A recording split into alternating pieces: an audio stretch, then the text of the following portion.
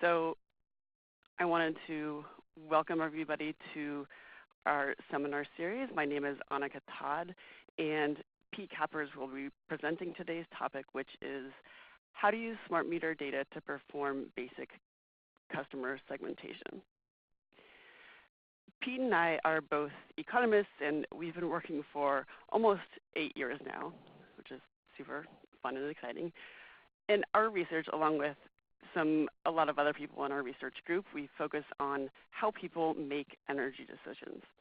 So specifically, we look at how people actually use energy as opposed to what more traditional economic and engineering models might say that people should do if people were always perfectly rational every second of every day, like I am and Pete is.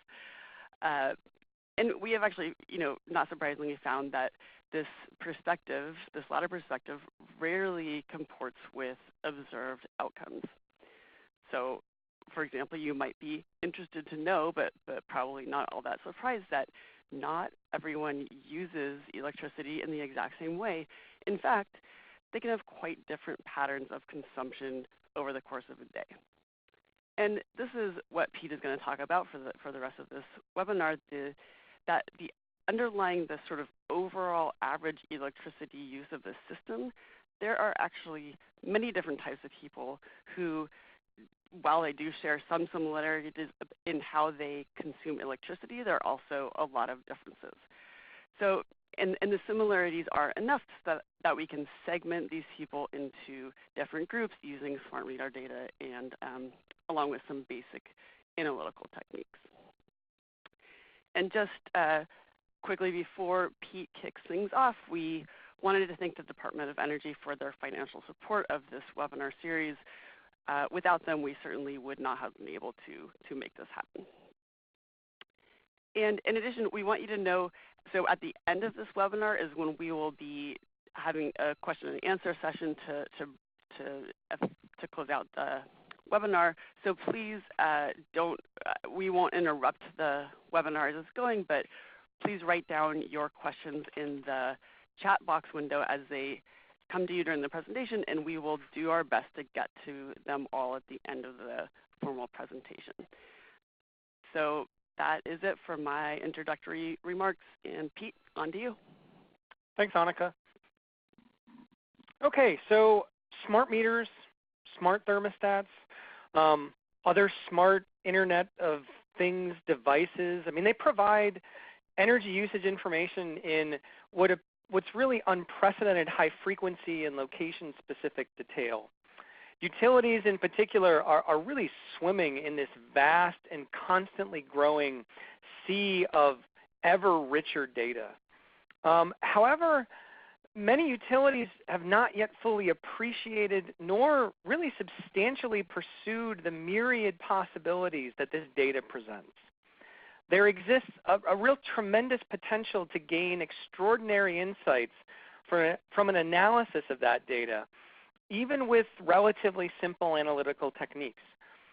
Although all of this data is really exciting, especially for nerds like Annika and I to perform all sorts of really crazy and complex analysis of, in this webinar, we're going to be focusing on much simpler types of analyses that can be performed on smart meter data by electric utilities.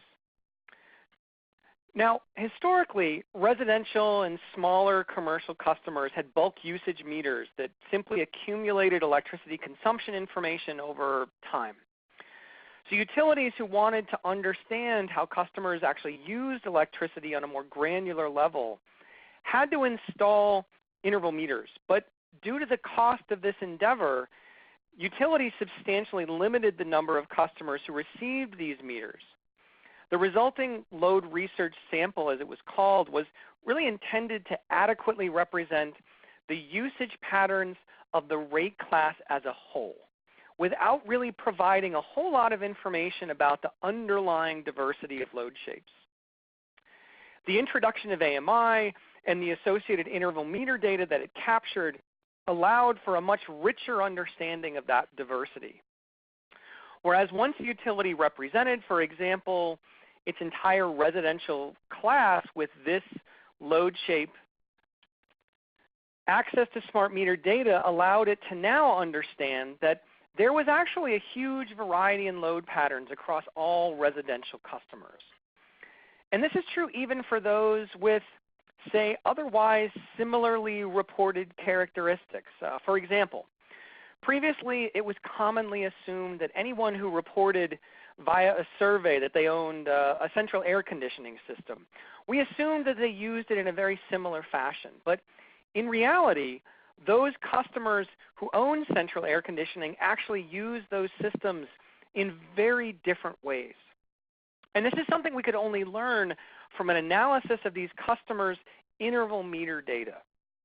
In more general terms, an approach that relies on survey or other sort of self-reported information is really insufficient in and of itself to appropriately and meaningfully segment customers if our goal is really to better understand similarities and differences in electricity consumption. Our analysis shows that we can not assume that all residential customers who share similar reported characteristics necessarily use electricity in the same manner. What this graphic also shows is that there's really too much diversity to make these individual load shapes all that useful by themselves. And so if we want to make order out of this chaos, we're going to need to find some commonness in the sea of diversity. One approach would be to develop archetypal energy personalities that group households with similar energy consumption characteristics together. One approach is to develop a library of common customer load shapes from the interval meter data itself. And based on an analysis of a single utility's meter data set, we identified a number of these prototypical load shapes, some of which are shown here. You can see from the examples above that customers differ in the times when they maximize their use of electricity. Some are peaking in the morning, others around midday, and not surprisingly, we can also find customers peaking in the afternoon and evening. It's also possible to find much more varied load shapes. Some customers have very modest changes in consumption throughout a 24-hour period, but do still predominantly use the majority of their electricity in certain times of the day. Alternatively, we can see customers with multiple peaks at different points in the day, highly variable usage. And once these various common load shapes are created like you see here, we can begin to organize them around different characteristics of interest.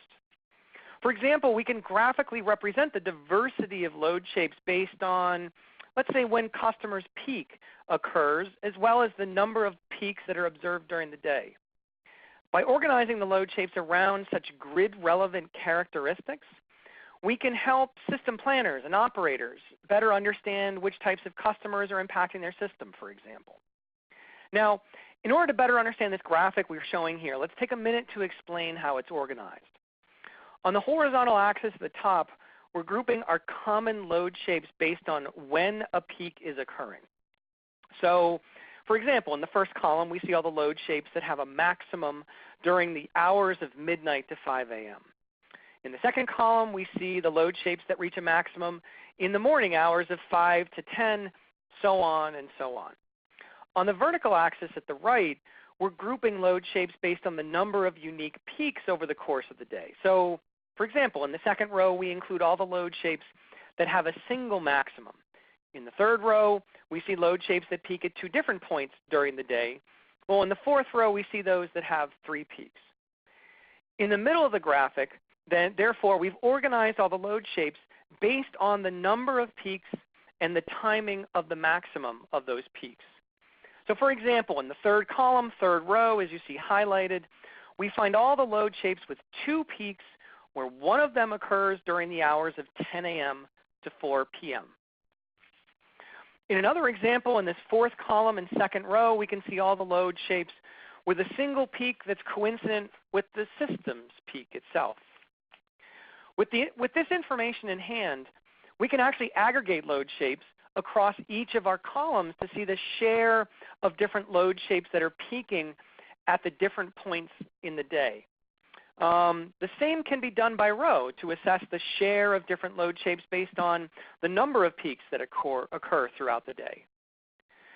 By organizing all these load shapes in this manner, we can really more readily assess how customers are using electricity and how it corresponds with grid-relevant characteristics. So for example, we can see that 26% of the daily customer load shapes have a maximum demand at the same time as the system peak occurs, from between 4 and 7 p.m. We can also see that those load shapes that peak overnight, as well as some but not all that peak in the morning hours before 10 a.m., contribute very modestly to system peak between 4 to 7 p.m. Well, now that we've organized all of these load shapes based on these grid-relevant characteristics, we can actually use them for all sorts of purposes. We've already discussed how planning and operational functions could benefit from such an analysis, but this information could also be applied to utility rate and program offerings. There may be load shapes that might be suggestive of challenges on the part of a customer's ability to, say, adapt to a specific rate or DR program. In contrast, there may be load shapes which are more conducive for successful participation in a particular rate or program.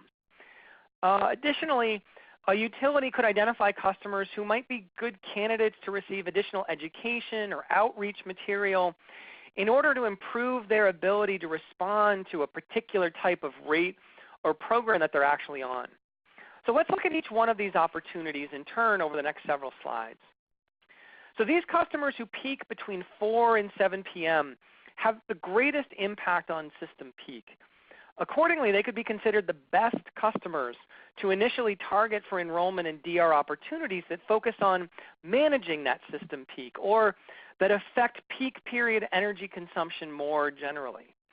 Now certainly some of these load shapes might be even more conducive than others to target, but at a high level they're all likely to be superior to target than, say, customers who clearly have very minimal impact on system peak itself and also would have very limited ability to therefore help the utility manage that peak. Accordingly, pursuing these types of customers to participate in a peak DR rate or program would likely bear very limited fruit. However, these customers might be ripe for participation in, say, some sort of off-peak load expansion rate or program, like a TOU rate that has a super low off-peak rate in the overnight hours. Going back to our original prototypical load shapes, we could actually identify customers that have a large difference between their daily minimum and daily maximum usage. We characterize this difference as a customer's discretionary load. To us, it really represents flexibility that these customers have to potentially adapt and respond to a rate or program. Now, either in preparation for a solicitation to join a rate or program or even after customers have joined, a utility could target these households who have these large amounts of discretionary load with specific education and outreach material, the goal of which would be to inform these customers about opportunities to better manage this discretionary load in ways that would help them adapt and respond to a particular rate or program opportunity.